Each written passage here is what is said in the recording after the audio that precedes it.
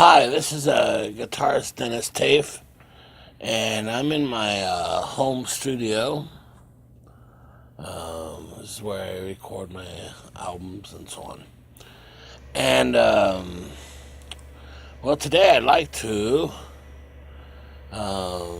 take a look at the making of my 38th album,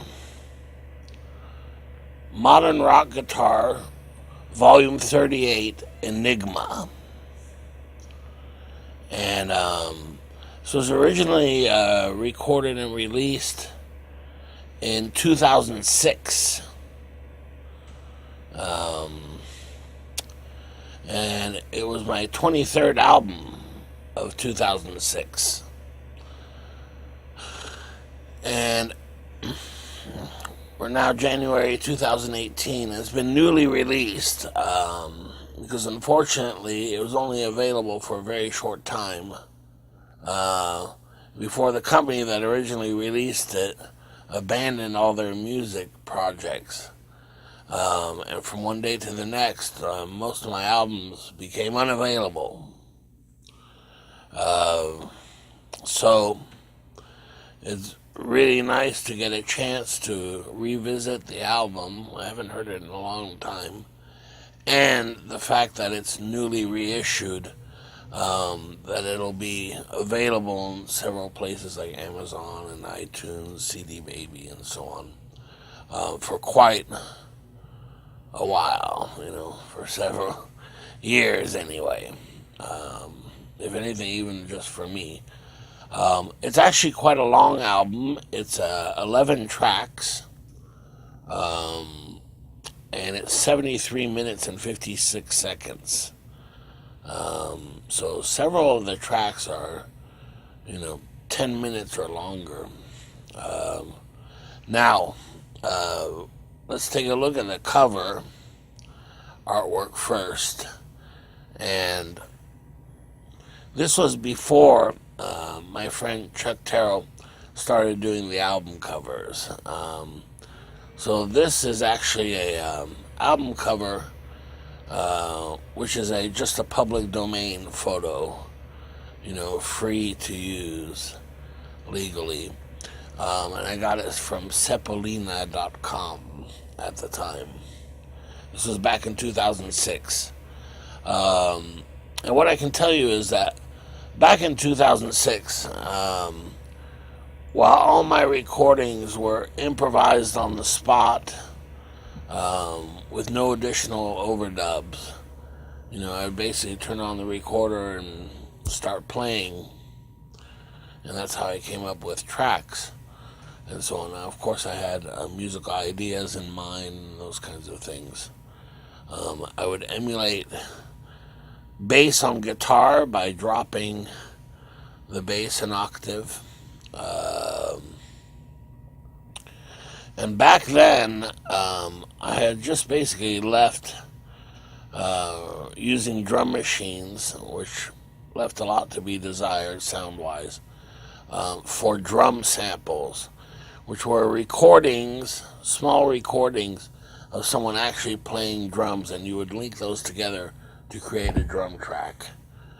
So I would use that quite a bit.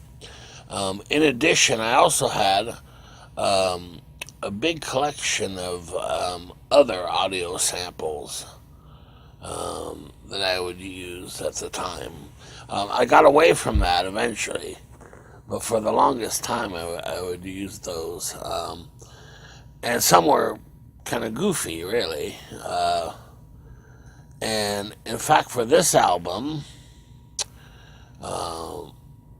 one of those audio samples gave me the idea for the entire album, in fact. And what it was I had samples of these children, and each child would say a number, like 3, or 1, or 2. And that got me to thinking. I had just seen a documentary on Alan Turing, who during World War II, besides creating really the first computer, electric computer, at the time he was also trying to break the spy codes for something called the Enigma Machine, which the Germans, during World War II, would send messages, and to decode them you had to have this Enigma Machine. And so I just watched a documentary on that, so I put two and two together, and I thought, hey, wait a minute, be kind of cool if you would take the samples of the children, saying, 1 or 3 or 2, as if it was a code, to be put into the Enigma Machine.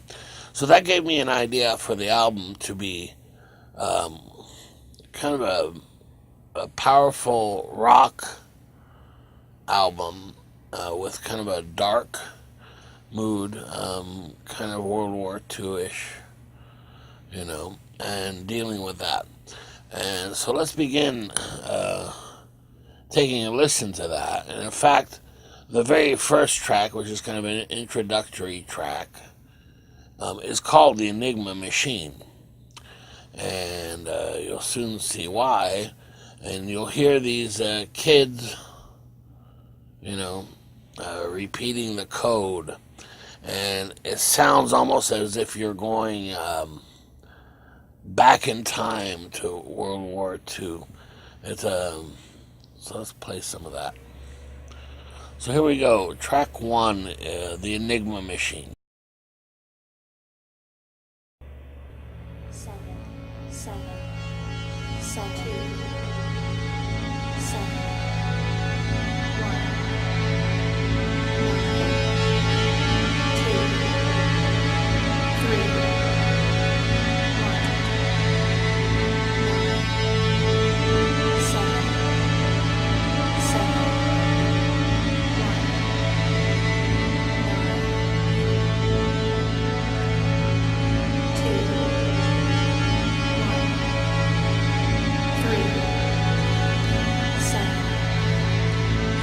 And it's actually quite a long track, almost 10 minutes long. 2, 1, 2, 3, 1. Okay, let's fast forward to that.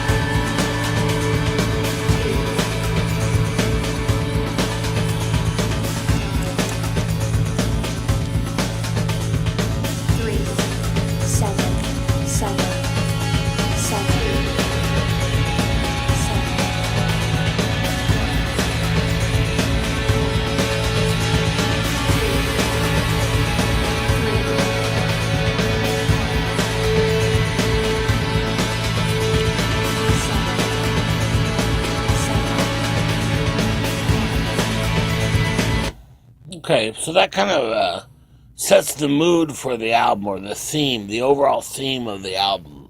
So from there, I worked on that kind of to guide me, even though they're improvised tracks, to guide me in that direction, the overall theme of the album. And there you heard the children, and it sounds like they're, saying some kind of code, even though they're just really random numbers.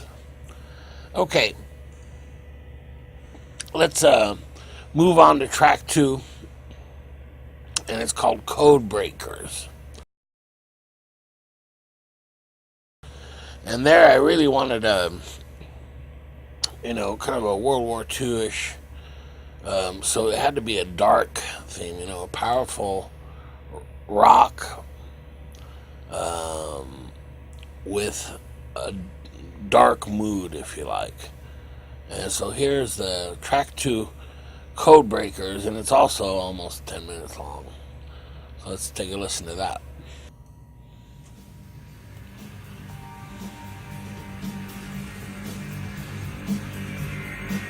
And here you can hear a phaser. It's actually a flanger, giving you this kind of a soaring sound.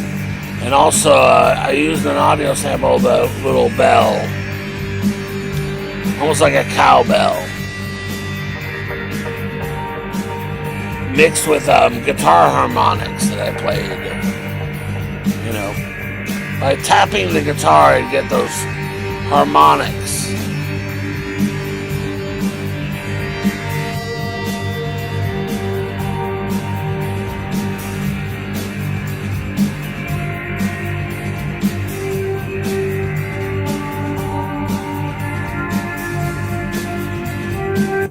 Okay, and let's go to the 5-minute mark here.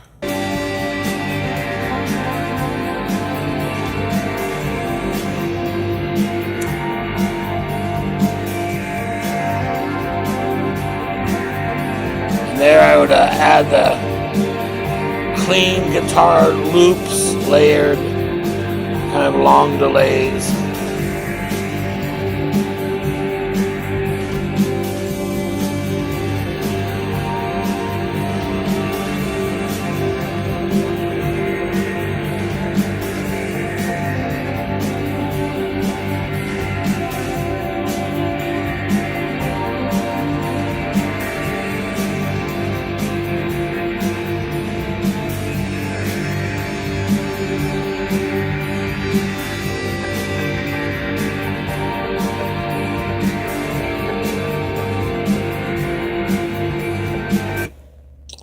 Okay, moving on. The next one is called Ciphers. Let's take a listen to that. Ciphers.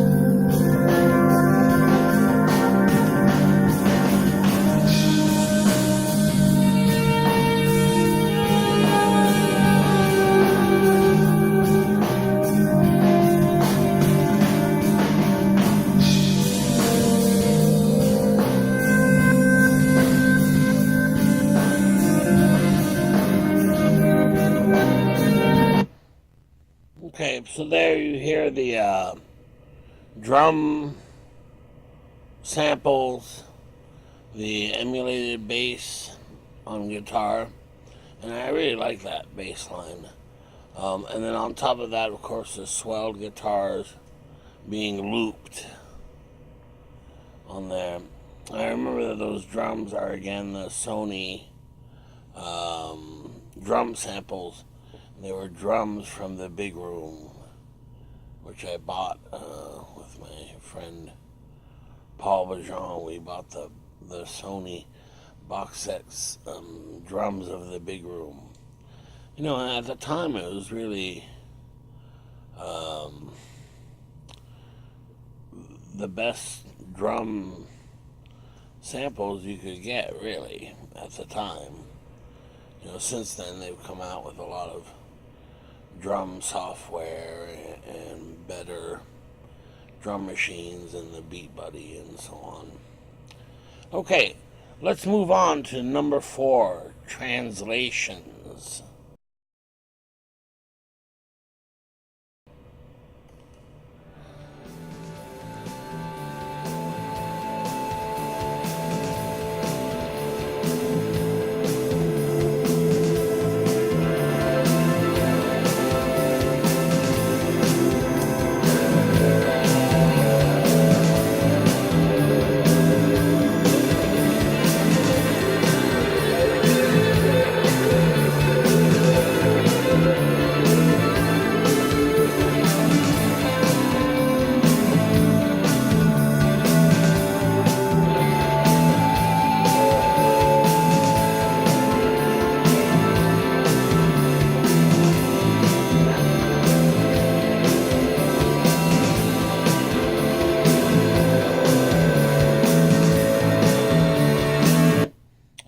this is a track that has the the looping things, but featuring a distorted guitar, and the distorted guitar is kind of on the verge of feeding back, almost out of control sounding. Okay, let's move on to number 5, which is Liaisons.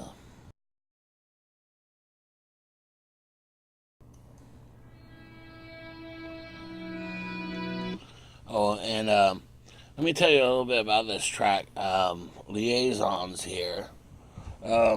What I really like about that track is kind of just the fact that, I remember, as I recall, when I watched this documentary, and Alan Turing and his team were trying to figure out the codes, to break the Enigma machine and decipher all those messages. He was doing this in England, at an air base, I think. And it was quite a ways away from the actual front lines of World War II. So, as a result, it was a much lighter atmosphere, if you like. So it wasn't this dark, powerful mood that the other tracks have. And here's the result. It uses a lot of swells, no drums of any kind. Let's take a listen to that.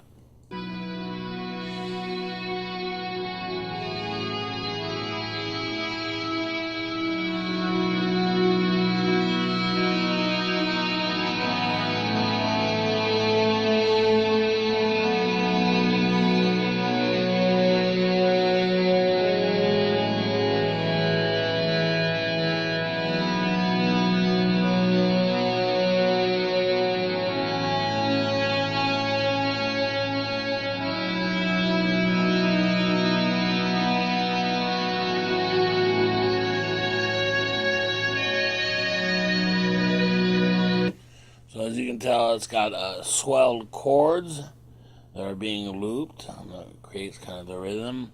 And then the swelled lead guitar. And you never hear the pick attack, so you only hear the swell after it's been hit. And then you turn up the volume. Creates this kind of real smooth, synth-like sound. And let's fast forward just a little bit here on the same track.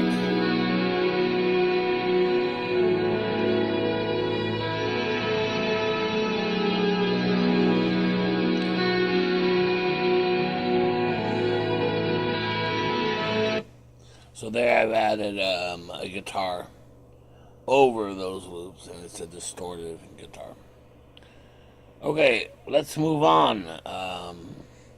And this one's called Alan Turing.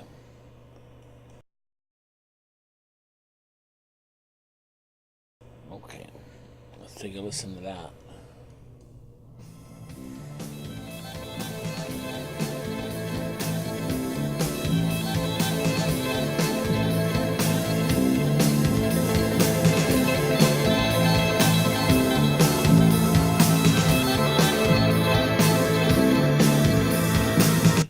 Now, those little arpeggiated sounds are exactly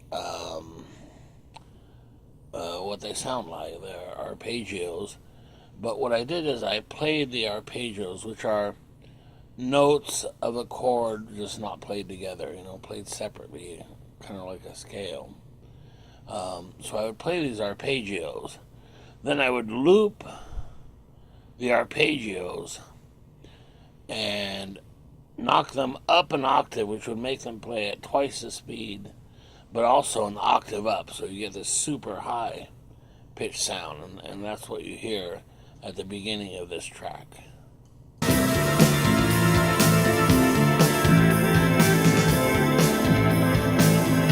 And then after that, I use the backwards guitar again, and this is where you play the guitar normally, forwards, if you like, but it's really normal guitar. Then when it's looped and it plays back, it actually plays back backwards, sounding like a backwards guitar. Back in the old days, to get backwards guitar, you had to record onto a tape and then turn the tape over and play it so that it would start playing backwards. But no longer with the new digital technology.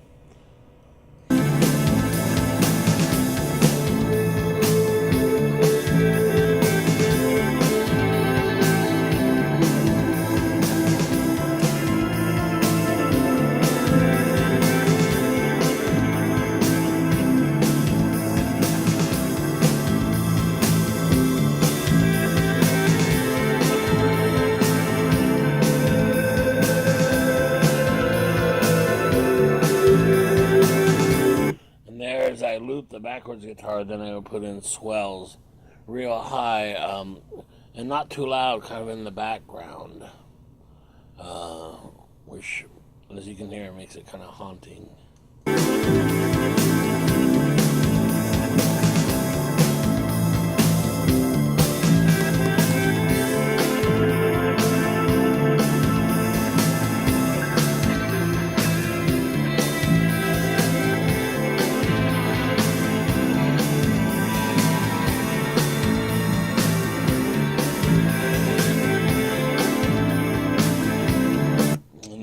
Guitar solo, a lot of the sweep picking, which I did back then quite a bit.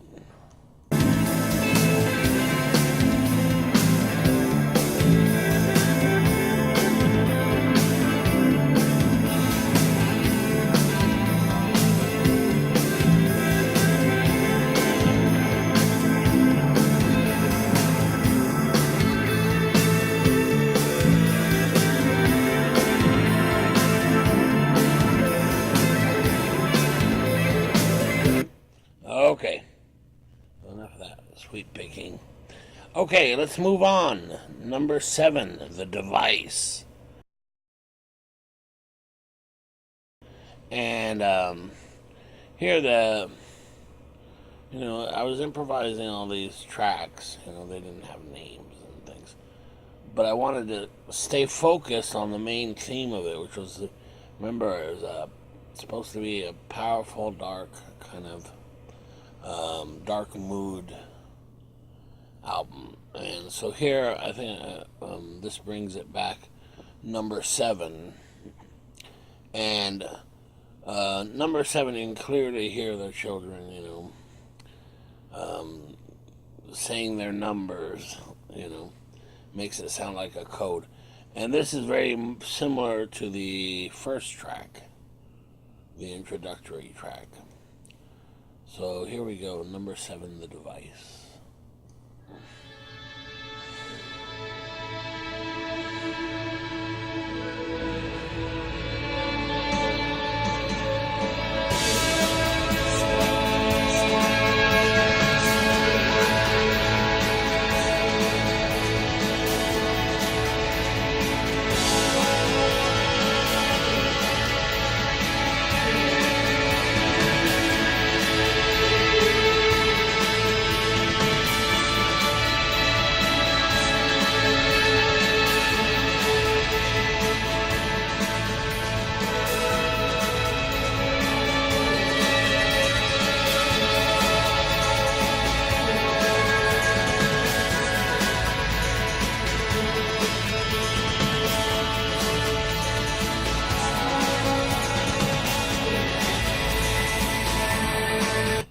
Okay, so on that track, really adding some guitar to what is similar to the first track.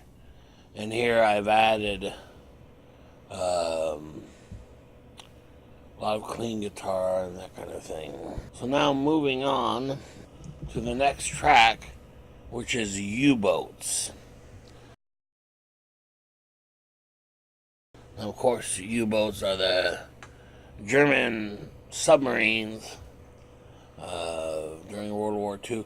I don't know if you've seen the film Das Boot. It surely wasn't a pleasant experience to be in one of those, you know. Quite a frightening experience, I would imagine. Okay, so that's number 8, Uboats. Let's take a listen.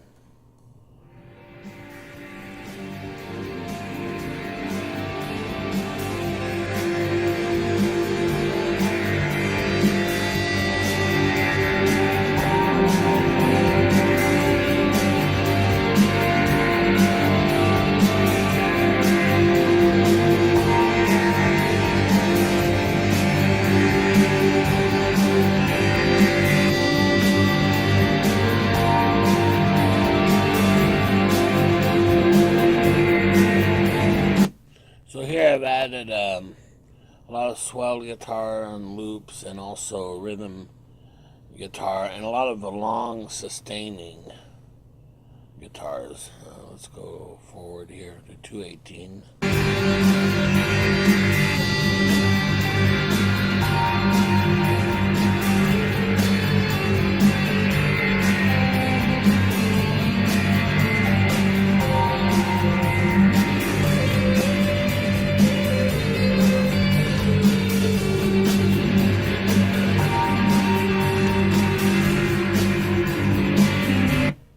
So basically soloing over that. Alright, number 9, Decoding Enigma.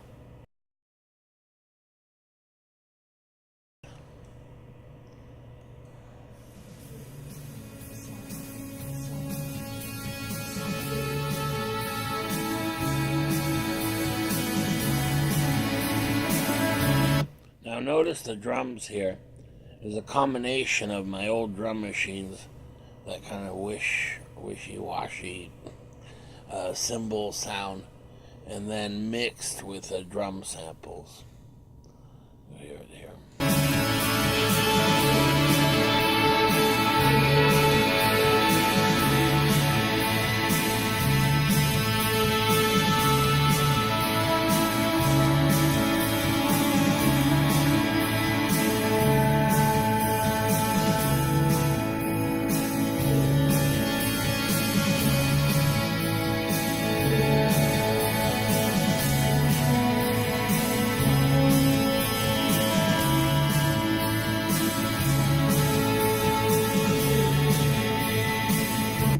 And I'm still using the little kid samples, you know, saying the numbers on there. Now the next track, number 10, Conversations.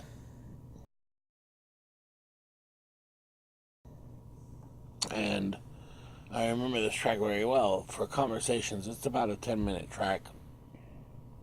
And very much we're back in England, where Alan Turing is talking with his team about how to get the codes broken, you know, so they could interpret the Germans' messages. And so here's Conversation, obviously a little lighter in mood, and I was very pleased with the bass track. You know, it was guitar, of course, but dropped an octave to make it sound like a bass. And I really liked the bass because it was a good foundation from which to work from, and it was a little lighter in mood. So let's take a listen to that.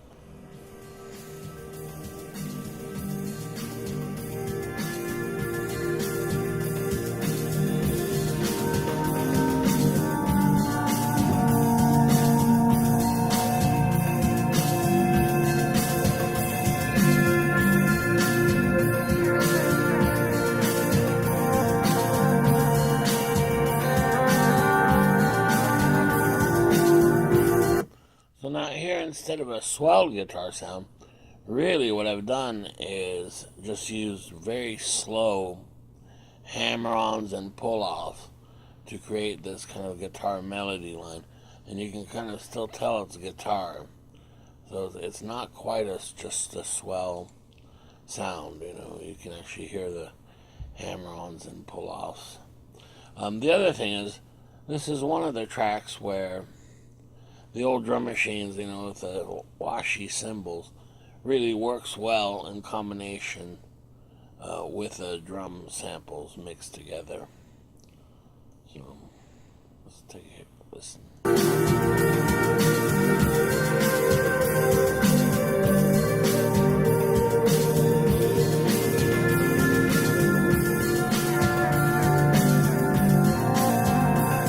Yeah, right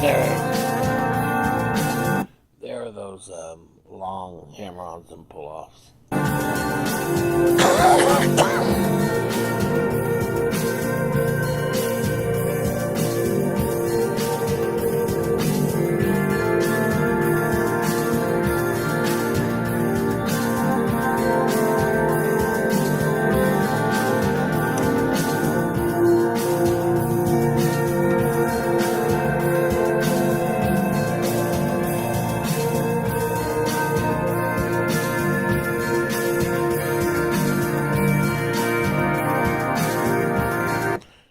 Introduce a clean guitar with a massive amounts of delay,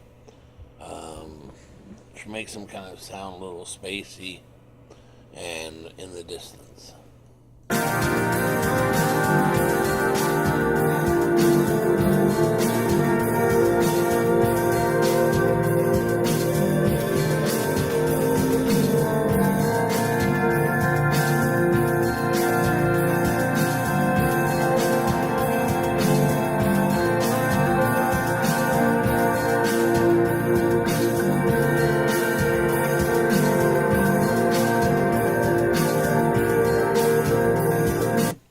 Okay, and moving on, here we are at the last track, which is number 11, and it's called the Fourth Rotor. Probably one of my favorite tracks on the album, and it really encompasses the overall theme of the album. And the reason it's called the Fourth Rotor is that once the Germans, got wind that the English had an Enigma machine, which was retrieved from a sunken German U-boat. Once they realized that they had the machine and were able to decipher the messages from it, this caused a big problem for the Germans, of course. And their solution was to add a fourth rotor to the Enigma machine to make it that much harder to decipher the messages. And I thought it was a great way of ending the album, is to have a track called The Fourth Rotor. So here it is.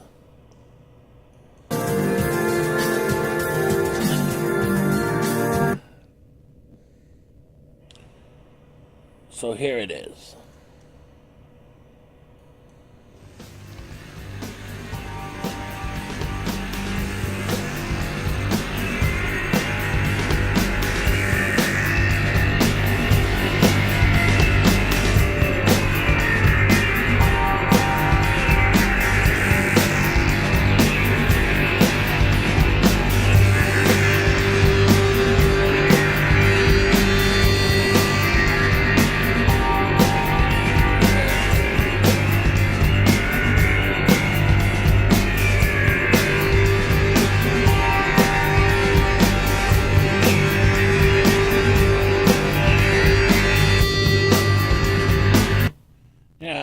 Pleased with that track. I very much like the little bell there that keeps reoccurring.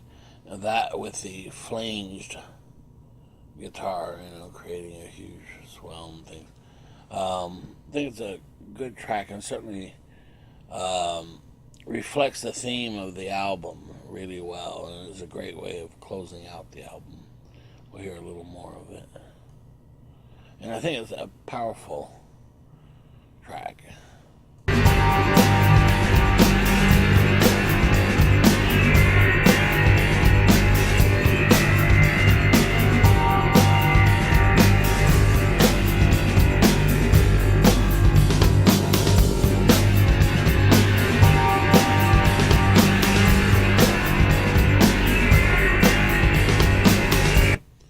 Okay, and so those are the 11 tracks on this album, and I'm really pleased that it's newly reissued because it was unavailable for a long time, unbeknownst to me. And what I really like about this album is the overall theme. I think it was really captured well, and that in improvising, you can stray from the main theme from track to track very easily, and I made a commitment not to do that, to really try to stay focused, to create a comprehensive album that focuses on the theme there. I'm also glad that this is the first time that I've tried to enhance the audio here. In the past I used just the audio from my camera, and it just didn't really cut it. And this is one of my early albums that I feel wasn't ruined by the old drums and things, which left a lot to be desired. So I really like this album, even today. I think it's definitely a solid one of my albums. Some of the early ones, I listen back and I don't really care for them. Many times, unfortunately, because of the drums. Okay, that's it. So that is the making of Modern Rock Guitar, Volume 38, Enigma. See you next time.